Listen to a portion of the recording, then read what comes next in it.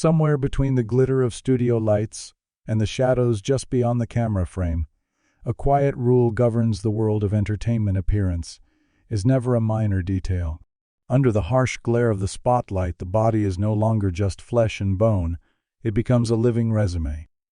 Every soft line, every wrinkle, every extra pound is exposed, judged, and silently recorded. There are men who step out at 50, 60 years old, looking as if they were carved out of stone. Their muscles define their smiles, polish their faces, seemingly untouched by time. But behind those immaculate exteriors, it was said that there are medical reports, operating room scars, and decisions made with the full knowledge that one misstep on the table could cost them their lives. Some are believed to take the knife to freeze themselves at a perpetual 20. Others, pushed by a fame that never sleeps, chase a body that can keep up with their legend. Different motives, same battlefield.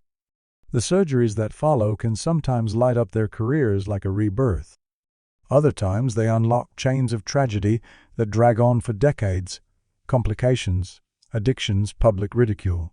And in the most extreme cases, the result is a face or physique so altered that longtime fans look twice, struggling to recognize the idol they once knew. The 9 stories you're about to walk through are not intended as verdicts or moral judgments. They are case files from the dark side of success, where appearance turns into a life or death negotiation, where men who already have it all step onto an operating table because the mirror whispers that it's still not enough. 9. Al Roker, the TV icon who reshaped his life with gastric bypass and the removal of an invisible burden. For millions of Americans, Al Roker is the familiar presence who has stood in front of the weather map on the Today Show. For decades, a steady smile, a warm laugh, a voice that feels like morning itself. His career looks unshakable, his energy dependable. But according to Al's own accounts, for years, that cheerful figure was encased in what he once described as a suit of armor made of fat. By his early 40s, reports say, Al Roker's weight had climbed past 330 pounds. Every step became an effort. Just walking from the studio hallway to the set allegedly felt like pushing through water with sandbags on his ankles. Off camera, even simple breaths sometimes came out labored, underscored by a quiet fear he didn't show on air. The pressure didn't come only from the mirror. In his medical charts, looming diagnoses hovered like storm warnings. Heart disease, diabetes, shortened life expectancy. On March 15, 2002, after wrestling with the decision, Al Roker checked into a hospital for gastric bypass surgery. It was not some impulsive vanity project. It was a calculated risk. According to interviews he later gave, he walked into that operating room carrying not just his own fears, but a promise he said he had made to his father before the older man died, a promise to take his health seriously, to be around longer, to live more responsibly. The surgery itself was recorded as a success. But when Al woke up, he'd entered a new kind of warfare. The weight began to fall off with startling speed. In roughly a year, over 100 pounds dropped away. The public saw a dramatic transformation and applauded. Yet inside that shrinking body, nothing felt simple. Eating, once a source of comfort and a coping mechanism for stress, became an exact equation. Spoons measured in careful fractions, bites taken slowly and deliberately. If he ate the wrong thing or too fast, his body revolted. His energy spiked and crashed unpredictably as he learned the rules of his reconstructed stomach. According to his later accounts, he was constantly walking a tightrope between nourishment and nausea, balancing vitamin supplements and doctor visits to keep himself upright. And then there was the aftermath that viewers couldn't see beneath his tailored suits: the excess skin. With the fat gone, loose folds of skin sagged from his belly, chest, and arms, hanging like the remnants of a life he was trying to leave behind. They chafed when he moved, irritated his skin, and served as a daily physical reminder of how far he'd let things go. On April 20, 2003, Al reportedly underwent another major procedure, this time not to save his life directly, but to reclaim his comfort. Surgeons removed about 11 pounds of surplus skin. It wasn't just cosmetic tidying, it was a necessary cleanup operation after a rapid, violent shift in body composition. The cuts and stitches weren't about vanity as much as they were about being able to walk, bend, and live without constant physical interference from his own past. After that, the man viewers saw on television seemed lighter in every way, slimmer, more agile, more in sync with the image expected of a TV personality. But the transformation locked him into a different kind of discipline. Food could no longer be impulsive. Each meal became a small negotiation with his new anatomy. Exercise was no longer optional. It was a daily contract he had to honor, or risk slipping backwards. There were periods when the familiar pressures of live television travel and stress wrestled him back toward old habits. Reports indicate that at one point his weight crept up by around 40 pounds, a jarring reminder that surgery wasn't a magic fix, but merely the beginning of a lifelong battle. It was said that this rebound scared him more than the initial operation did. If he let up, his own body could betray him again. Even as he entered his 70s, Al Roker still appeared on screen, with a comparatively stable weight and renewed mobility. His health, by most accounts, improved significantly from his heaviest years. But the scars from those operating rooms never disappeared, not on his skin, and not in his medical history. On November 18, 2022, he was hospitalized for a serious health issue related to blood clots and internal complications, a stark reminder that a body dramatically altered by medical intervention is always negotiating with risk. These days, when Al Roker speaks publicly about his journey, he rarely frames it as a glamorous success story. Instead, he describes it as a cautionary tale about what it truly means to alter the body with such drastic methods, the courage required to lie down on the table, the grueling months of recovery, the unexpected side effects, and the lifelong discipline needed to maintain what the scalpel began. His smiling face on morning television may look effortless, but behind that smile is a man who has walked through a storm. Most viewers will never fully see a man who learned that changing your exterior can save your life, but will also demand a price in vigilance, vulnerability, and an ongoing war against the self. 8. Randy Jackson, the music power broker who forced diabetes to surrender with a knife to the stomach. Randy Jackson has long been known as the man behind the glass producer-musician and the unshakable judge's chair on American Idol. While contestants trembled under his casual yo dog, he sat there as a symbol of stability in an industry built on pressure. But behind that steady presence, according to his own later accounts, there was a body quietly collapsing under the weight of success. By his late 40s, Randy's frame had swelled past 350 pounds. Long studio days, late-night sessions, endless flights, and catering tables became the backdrop of his life. Food was everywhere and time was nowhere. The exhaustion that washed over him wasn't just about work, it came from simply existing inside that body. He began to notice how quickly he ran out of breath, not on stage, but just walking from one room to another, just sitting still. Then came the verdict that stripped away any illusion this was only about looks: type 2 diabetes. For a man with a family history of obesity-related illness, the diagnosis hit like a siren. According to interviews he later gave, every meal suddenly turned into a negotiation with fear. The things he had once eaten on autopilot now felt like loaded dice. And yet the treadmill of his career did not slow down. Studio, plane, hotel, set, repeat. Fast food between meetings, late dinners after tapings, eating just to keep moving. His weight continued to rise even as his health readings slid deeper into danger. On June 12, 2003, after trying and failing with diets, pills, and half measures, Randy Jackson made a decision that would redraw the map of his life. He went in for gastric bypass surgery, a procedure that would physically reduce his stomach and force his body into a new relationship with food. It was not by any honest measure an easy fix. It was a last resort. When he woke up, the world was the same, but every rule inside his body had changed. In the first months after surgery, eating became an exercise in strict control. Tiny spoonfuls, careful chewing. Anything more in his system rebelled with nausea, dizziness, or pain. The body that once absorbed huge meals without a second thought now punished the smallest miscalculation.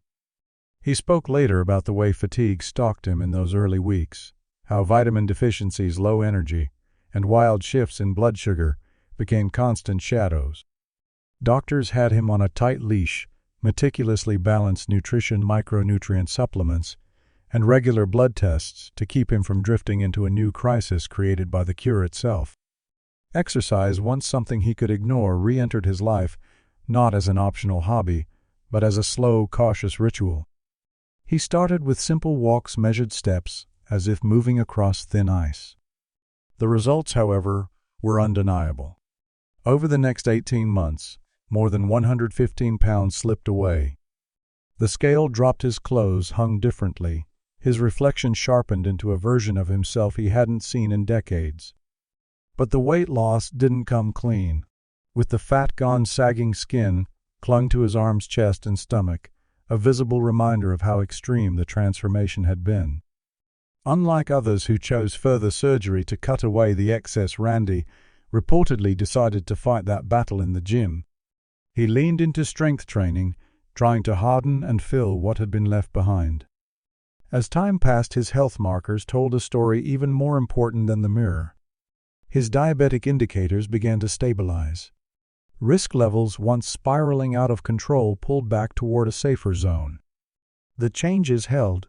Through the chaos of television seasons and touring schedules, he managed to keep his new weight within range for nearly 2 decades. No small feat for someone who had spent so long in a whirlwind of stress and temptation. That did not mean the journey was smooth.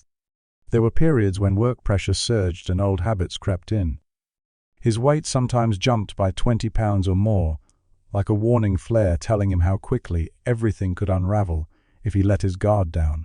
But this time he understood that every regained pound came with a price his body could no longer afford to pay. In his 60s, Randy Jackson began speaking more openly about what he'd been through. It was said that his obsession with understanding his own body after surgery led him to focus heavily on gut health. He eventually helped launch a company built around digestive and metabolic support, a business decision born not just from market logic, but from the months he'd spent wrestling with nutritional deficiencies, blood sugar spikes, and the constant threat of relapse. His story spread quietly at first, then more widely becoming a point of reference for other celebrities grappling with weight, chronic illness, and the fear of losing control over their own image. When people looked at Randy on television, they still saw the producer, the judge, the music insider. But layered beneath that was something else, a survivor of the knife, someone who had stared directly at the limits of his body and chosen an extreme, irreversible path, rather than let disease decide the ending for him. Looking back, gastric bypass did more than shrink his frame. It rewired his entire life philosophy. Each lost pound carried its own history of sweat, anxiety, and self-discipline. Every meal became a choice with consequences. And every time he returned to that judge's chair, a little lighter, a little stronger, he carried with him the knowledge that fame and money could not buy what the knife had given him, a second chance paid for in pain and relentless vigilance. 7. Smokey Robinson, the Motown legend, who tried to turn back time with a lifted face and frozen lines. Smokey Robinson's voice is woven into the fabric of American music. His songs helped define the Motown sound, his falsetto carried across generations, and for decades he stepped on stage as if age itself had agreed to move in slow motion around him. But as he moved into his 60s, it was said that the stage lights began to betray what the music did not, the delicate map of time engraved across his face. Under the harsh beams, every line around his eyes, every crease along the corners of his mouth appeared sharper, deeper. Those etchings didn't show up in the records people played at home, but on television and in concert close-ups, they suddenly felt loud. At the same time, a new wave of younger artists, with smooth, unmarked faces, was rising. Comparisons, according to people close to him, followed Smokey like a cold draft through backstage corridors. He reportedly began to feel a strange disconnect. His music still sounded young, but his reflection looked older than the melodies he sang. The desire to reconcile those two images, to make his face match the timelessness of his voice, quietly hardened into resolve. On April 10, 2005, Smokey Robinson is believed to have taken a step he once might have dismissed. He agreed to a full-scale cosmetic intervention. The procedure, according to later descriptions, was not minor. Surgeons performed a facelift, pulling the skin upward and back from incisions hidden near and behind the ears. At the same time, fillers were injected into parts of his cheeks to restore a fuller, more youthful contour, and Botox was used to flatten deep wrinkles on his forehead lines, said to be as pronounced as 3 millimeters under bright light. It was a methodical restructuring, each small adjustment carefully calculated to shave years off his appearance. The days afterward were far from glamorous. Smokey's face reportedly swelled, feeling unnaturally tight, as if someone had wrapped his skin a size too small. He had to step away from the stage-cancel appearances and retreat from the public eye. Rest, which he had once used to recharge for performances, turned into a slow, anxious waiting game in front of the mirror. As the swelling subsided, a new face gradually emerged. The deep creases softened, the skin looked smoother, the jawline tighter. When Smokey finally returned to the spotlight, audiences saw a version of him that seemed to have been pulled back in time by more than a decade. Wrinkles that had been part of his expression were suddenly faint or gone altogether. To many he looked refreshed, almost startlingly youthful. But the murmur started quickly. Some viewers whispered that his face now looked stiffer, that certain expressions seemed less fluid, as if the muscles were relearning how to move. Smokey, by most accounts, tried not to engage with the speculation, but his behavior suggested he took it seriously. He reportedly doubled down on skincare routines, spa treatments, massages, and periodic maintenance injections to help his features settle into something that felt both smooth and expressive. Through it all, one thing did not change: his voice. On stage, Smokey Robinson continued to sing with the same airy tenderness that had made him a legend. By the time he reached 80, he was still performing, still touring, still facing down the same lights that had once made him acutely aware of his age. For some, the surgeries seemed like a necessary reinforcement, a way to keep his outward appearance from contradicting the music that refused to grow old. Speculation remains about how much of his long career extension can be credited to those cosmetic interventions. But what is clear is this: in an industry that welds image and sound together, Smokey Robinson chose to confront time with scalpels and syringes, rather than simply stepping back. The result was a face that allowed him to stand on stage a little longer, a little stronger, in a world where growing visibly old can sometimes mean being quietly pushed aside. 8. Harry Belafonte, the folk icon who lifted his eyelids to keep his gaze eternal. Harry Belafonte was more than a singer. He was a cultural landmark. His calypso hits, his acting, and his unflinching activism made him a figure whose presence carried the weight of history. For decades he stood before crowds not only as an entertainer, but as a voice of conscience. Yet even for someone of his stature, the passage of time did not negotiate. As he entered his 60s, it was reported that he began to feel the physical consequences of aging in an unexpectedly direct way through his eyes. The skin around his eyelids gradually sagged, drooping downward, obscuring parts of his vision. Under stage lights, what once was a sharp, alert gaze began to look heavy, as if fatigue had settled permanently around his eyes. For a man whose work depended on his ability to connect face-to-face with audiences and activists, this was more than cosmetic. It was functional. Harsh lighting at events and on television broadcasts emphasized the droop, making him appear more tired than he actually felt. According to people close to him, Harry understood that his appearance was not about vanity. It was an instrument. A bright, focused gaze was part of how he communicated urgency and conviction. If his eyes looked dim, his message risked losing some of its force. On March 5, 1995, Harry Belafonte reportedly made a decision that surprised some of his peers. He went in for blepharoplasty eyelid surgery combined with targeted facial fillers. The operation was relatively concise but precise. Surgeons made small incisions along the natural folds of his eyelids, removing the excess skin that had hung over his lashes and weighed down his stare. At the same time, they used fillers to add slight volume to areas of his face that had hollowed with age, aiming not to change his features, but to restore them. Even a small facial procedure, however, comes with a price. The area around his eyes swelled and became intensely sensitive. Harry had to retreat from public appearances for months, forced into a kind of enforced stillness that contrasted sharply with his usual schedule of speeches, concerts, and meetings.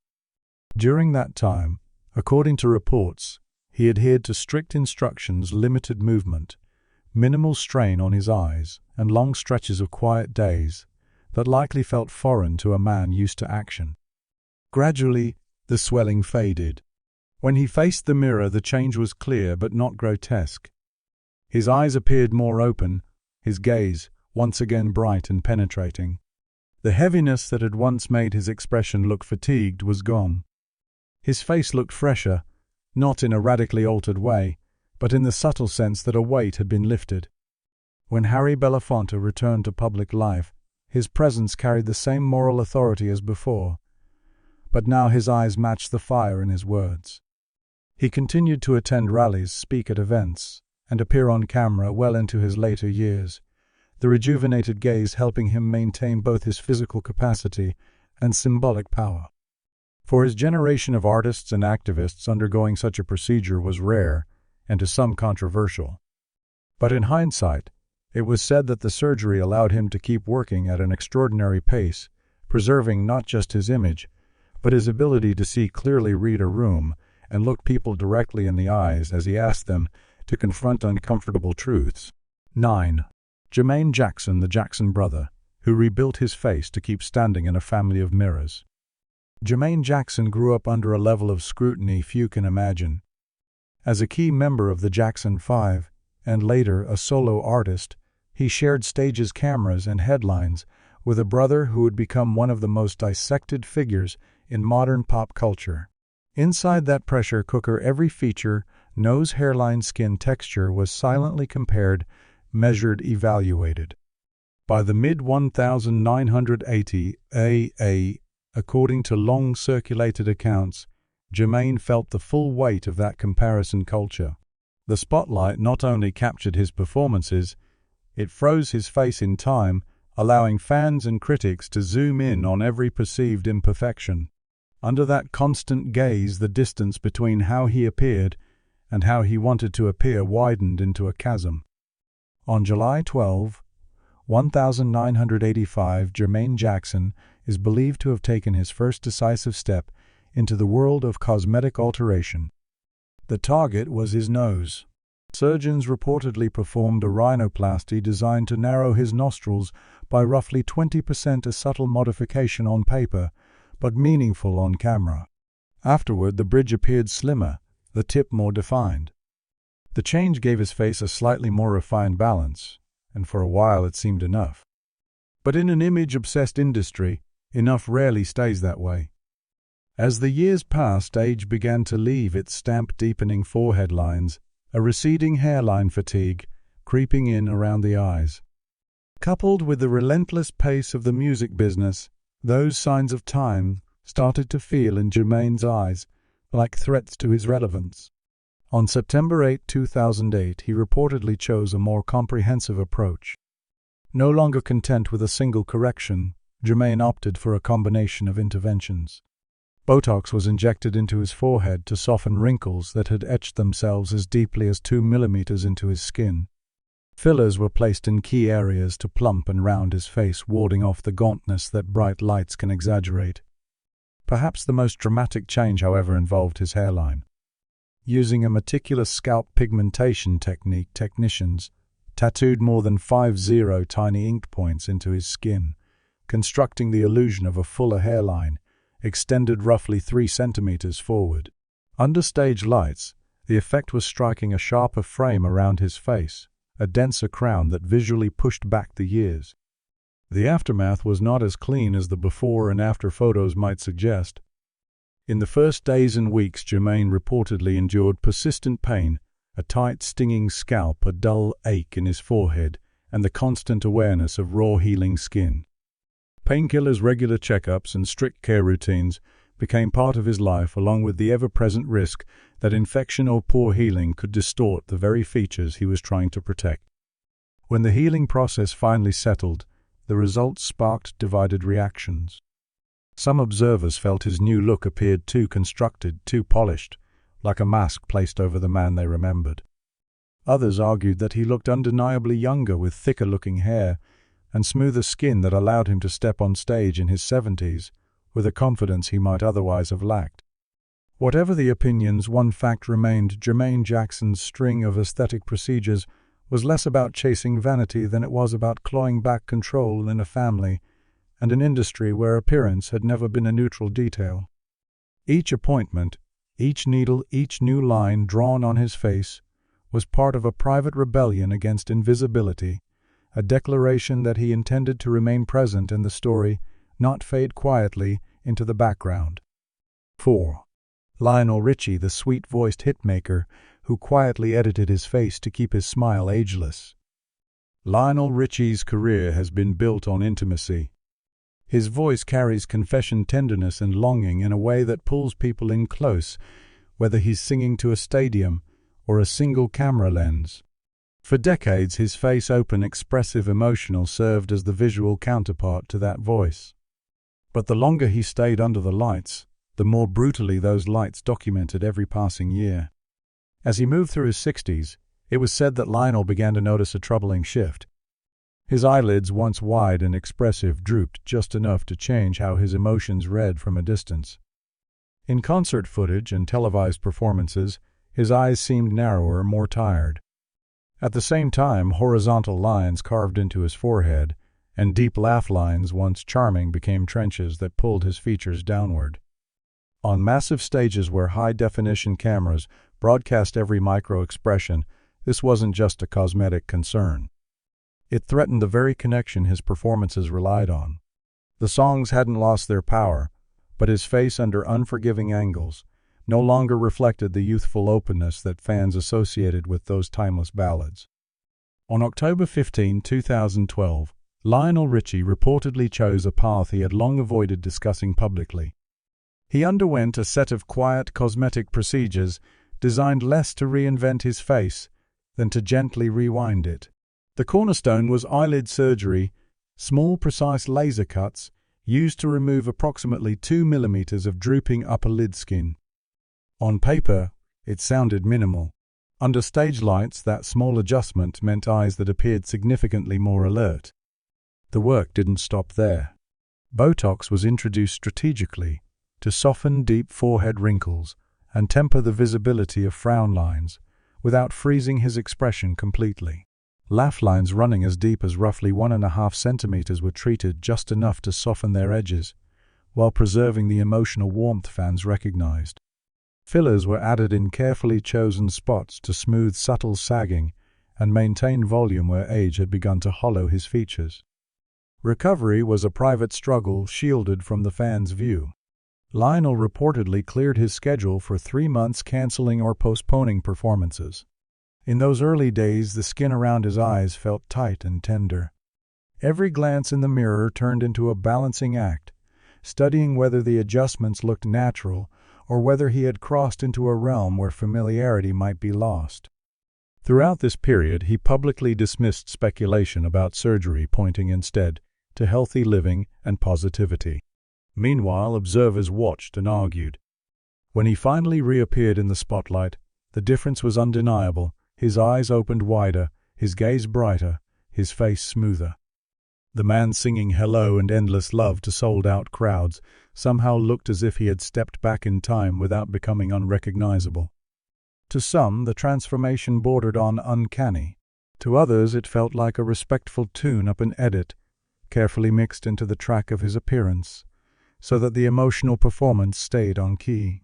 Whatever the truth behind the exact procedures, Lionel Richie emerged on the other side with a face that allowed him to keep delivering the same songs, now backed by a visage that matched their enduring, almost ageless resonance.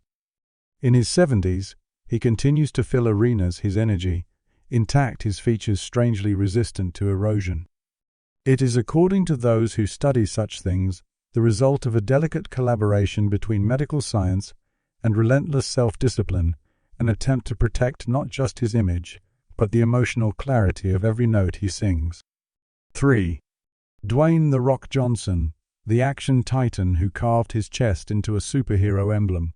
Dwayne "The Rock" Johnson built his legend with his body long before he ever stepped in front of a movie camera. In the wrestling ring, bulk and power were currency. But when he crossed over into Hollywood, the expectations shifted. The camera demanded not just size but symmetry, not just strength, but a particular visual ideal, every muscle sculpted, every line clean. Behind the scenes, it was said that a stubborn issue followed him from his wrestling days into his acting career. Years of intense training and hormonal fluctuations, reportedly including steroid use, earlier in his athletic life left him with excess tissue in his chest area, a condition that created a softer, irregular shape beneath his pectoral muscles. Under loose ring gear, it could be ignored. On a giant movie screen, it became an unwanted focal point. As he transitioned into action films, where shirtless scenes and close-up shots of his body were no longer occasional but expected, that irregularity turned into a liability.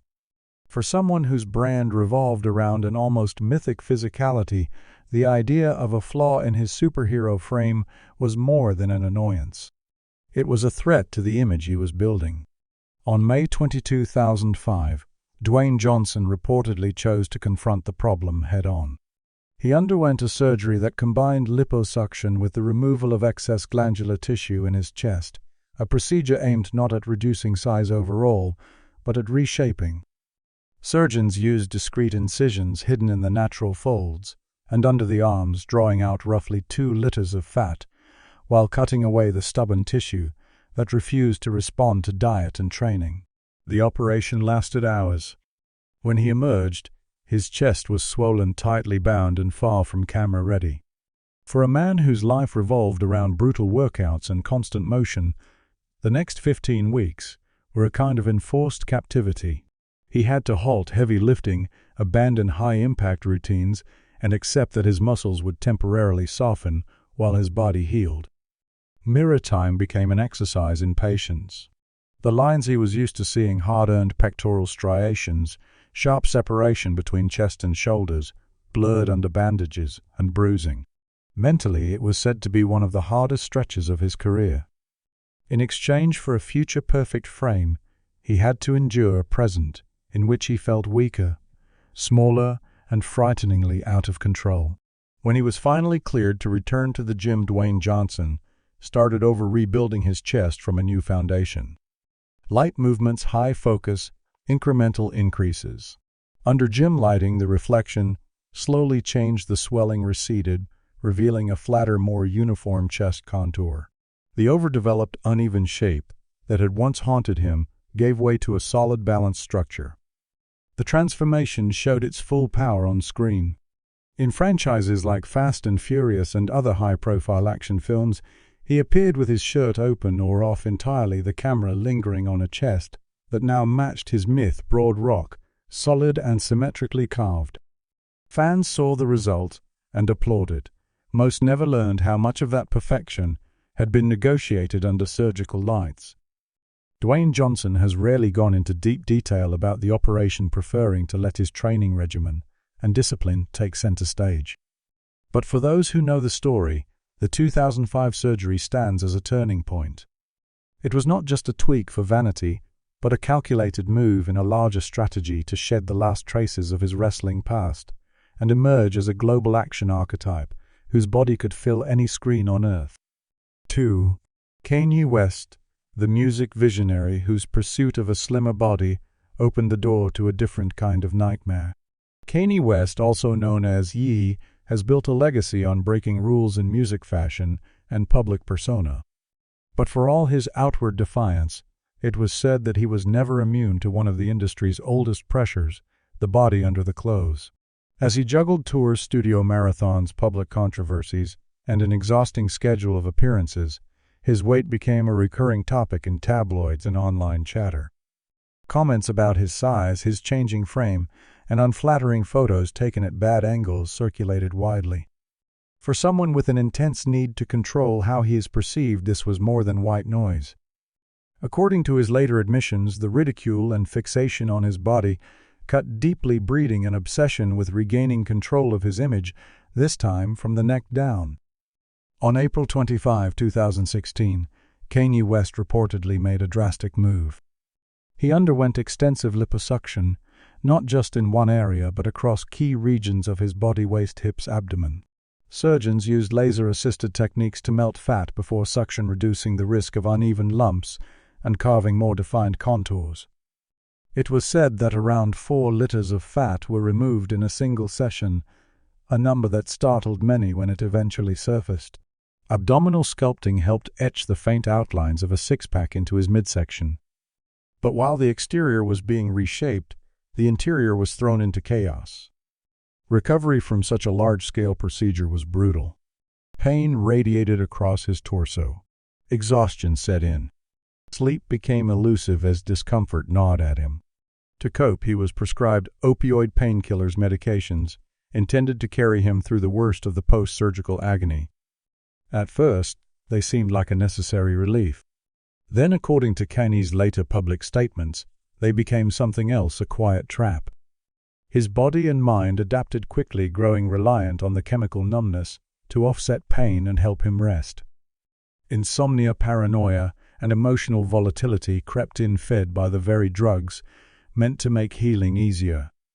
By November 21, 2016, the situation had spiraled. Kanye West was hospitalized amid reports of extreme exhaustion and mental distress.